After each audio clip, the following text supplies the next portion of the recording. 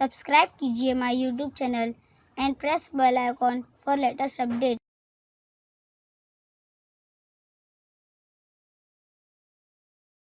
E learning and teaching पेश करते हैं जमात दुआम मजमून उर्दू सबक नंबर 16 ईद। तो आओ बच्चों, आज हम सबक नंबर 16 ईद की बुलंद ख्वानी करेंगे। इसे गौर से सुनिए और इस सबक को याद करने की कोशिश कीजिए। तो चलिए शुरू करते हैं। सबक नंबर 16 ईद। रमज़ान के रोज़े पूरे हुए, शाम होते ही लोग ईद का चांद देखने जमा हो गए। वो देखो, नीम की ऊंची शाख के पीछे से चांद नजर आ गया। लो, अब कल ईद होगी। ईद की तैयारियां कई दिन पहले ही शुरू हो गई थी। घरों में सफाई हुई, नए कपड़े सिलाए गए, इत्र और मेवे खरीदे गए।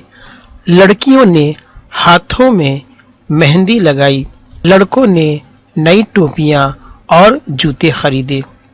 सुबह हुई, हर तरफ ईद की चहल पहल शुरू हो गई। बच्चे नए कपड़े पहनकर फूले नहीं समा रहे हैं। बच्चे, जवान और बूढ़े सब ईदगाह पहुंचे। नमाज से पहले फकीरों को गल्ला बांटा गया। नमाज पढ़कर लोग एक दूसरे से खुश खुश गले मिल रहे थे। इस दिन अमीर गरीब सब बड़ी मोहब्बत से मिलते हैं, ईद की मुबारकबाद देते हैं। बाजारों में खूब रौनक है, हर तरफ खिलौनों और मिठाइयों की दुकानें लगी हैं। बच्चे तरह तरह की चीजें खरीद रहे हैं। घर पहुंचकर सब एक दूसरे से ईद मिले। अम्मी ने शीर खुरमा और सेवइयां खिलाई। अब्बा जान, चचा जान और मामू जान ने बच्चों को ईदी दी। अब सब लोग एक दूसरे के घर जाएंगे, ईद की मुलाकात होगी, शीर खुरमा और सवैयों वगैरह से सबकी खातिर होगी। रमज़ान की ईद में बड़ा मज़ा आता है, हमें ये ईद बहुत पसंद है।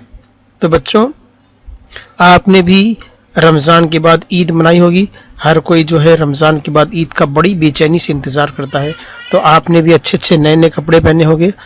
ईद हो या ईद उल अज़हा हो, हर त्यौहार में गरीबों का भी बहुत ख्याल रखा जाता है। इस्लाम मज़हब में ऐसा नहीं है कि अमीर सिर्फ त्यौहार को मनाए, बल्कि उसमें गरीबों को भी ध्यान में रखा जाता है।